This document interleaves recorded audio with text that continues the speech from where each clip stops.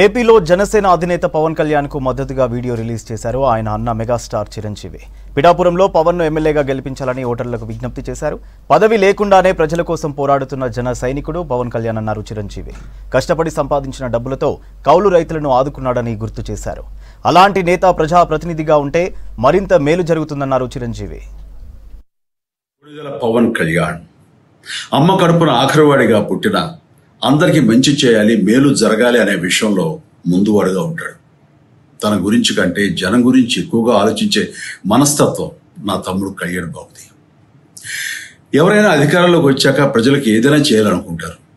కానీ కళ్యాణ్ తన సొంత సంపాదనని కౌలు రైతుల కన్నీళ్లు తుడిచేందుకు ఖర్చు పెట్టడం, సరిహద్దు దగ్గర ప్రాణాలొడ్డి పోరాడే జవాన్ కోసం పెద్ద మొత్తం అందివ్వటం, అలాగే మత్స్యకారులు ఇంకా ఎందరికో తాను చేసిన సహాయం చూస్తుంటే ఇలాంటి నాయకుడు కదా జనానికి కావాల్సింది అనిపిస్తుంది. ఒక రకంగా చెప్పాలంటే సినిమాలోకి తను బలవంతంగా వచ్చాడు, రాజకీయాల్లో మాత్రం ఇష్టంతోనే వచ్చాడు. ఏ తల్లికైనా తన కొడుకు కష్టపడుతుంటే గుండె తరుక్కుపోతుంది. అలాగే ఏ అన్నకైనా తన తమ్ముడు అనవసరంగా మాటలు పడుతుంటే బాధ వేస్తుంది. అలా బాధపడుతున్న నా తల్లికి ఈ అన్నయ్యగా ఒక మాట చెప్పాను. నీ కొడుకు ఎంతో మంది తల్లుల కోసం, వాళ్ళ బిడ్డల భవిష్యత్తు కోసం చేసే యుద్ధం అమ్మా ఇది. మన బాధ కంటే అది ఎంతో గొప్పది అన్నాను. అన్యాయాన్ని ఎదిరించకుండా మౌనంగా ఉండే మంచివాళ్ళ వల్లనే ప్రజాస్వామ్యం మరింత నష్టం అని నమ్మి జనం కోసం జన సైనికుడు అయ్యాడు.